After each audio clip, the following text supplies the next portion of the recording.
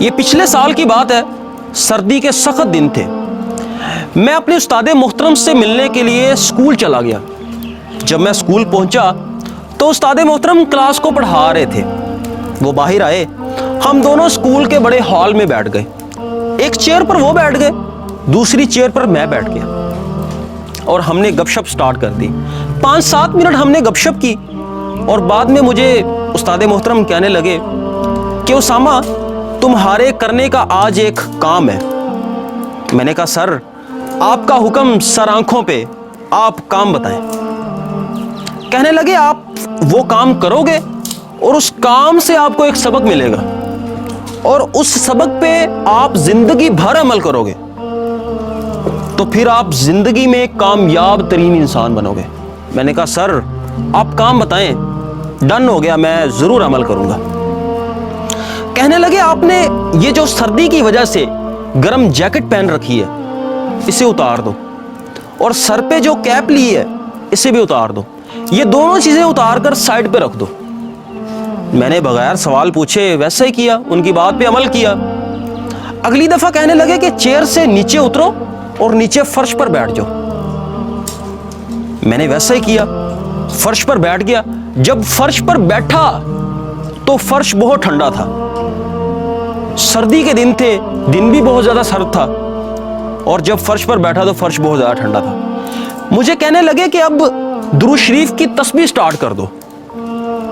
میں نے بغیر سوال پوچھے درود شریف کی تسبیح سٹارٹ کر دی اور نیچے بیٹھ کے درود شریف پڑھنے لگ گیا۔ 5-7 منٹ کے بعد جو سردی کا اثر تھا وہ مجھ پہ ہونے لگا۔ سردی کی وجہ سے میرے جسم پہ کپ کپی طاری ہو گئی، میرے لبوں کا رنگ نیلا ہونے لگ گیا، اور استاد محترم کو یہ فیل ہو گیا کہ اسامہ کو اب سردی لگ رہی ہے۔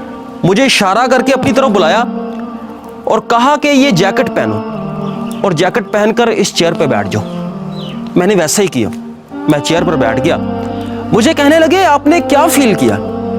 میں نے کہا سر میں نے سردی فیل کی، اور سردی بھی بہت زیادہ ہے۔ کہنے لگے آپ نے یہ سردی فیل کی، آپ ان لوگوں کی تکلیف کو بھی فیل کرو کہ جن کے پاس یہ گرم کپڑا نہیں ہے، جن کے پاس یہ گرم جیکٹ نہیں ہے، جن کے پاس یہ گرم کیپ نہیں ہے۔ کہتے کبھی بھی زندگی میں سردی کے موسم میں کسی کو گرم کپڑے کے بغیر دیکھو، جرسی کے بغیر دیکھو، کیپ کے بغیر دیکھو تو اسے لے کر دے دیا کرو، اسے اپنی دے دیا کرو، ایکسٹرا ہے تو اس کے ساتھ شیئر کر لیا کرو۔ کہتے اللہ کو بانٹنے والا بڑا پسند ہے۔ میں ان کی بات سے بڑا انسپائر ہوا اور وہ بات میرے پلے پڑ گئی۔ کہنے لگے زندگی میں بانٹنا شروع کر دو، اللہ آپ کو بانٹنا شروع کر دے گا۔ کہتے آپ جو بانٹتے ہو، جو دیتے ہو، دراصل وہ دیتے نہیں ہو، وہ لیتے ہو۔ کہتے جو آپ نے دے دیا ہے وہ قدرت نے جمع کر لیا ہے، آپ کے نامہ اعمال میں خیر لکھ دی گئی ہے، اور قدرت آپ کو ڈبل کر کے واپس کرے گی۔ کہنے لگے زندگی میں جتنے کامیاب لوگ ہیں ان میں ایک عادت مشترک ہے کہ وہ بانٹتے بہت تھے، اور آج بھی وہ بہت بانٹتے ہیں، تو لہٰذا بانٹنے والے بنو۔ کہتے جب بندہ بانٹنا شروع کر دیتا ہے تو انسان کی طبیعت میں عاجزی آ جاتی ہے، انسان کا نفس پاک ہونا شروع ہو جاتا ہے، سو بانٹنا سٹارٹ کر دو۔ کہتے لہٰذا اللہ کو بانٹنے والا انسان پسند ہے، اور بانٹنے سے ہی انسان کامیاب ہوتا ہے، اور یہ کامیابی کا آسان ترین فارمولہ ہے۔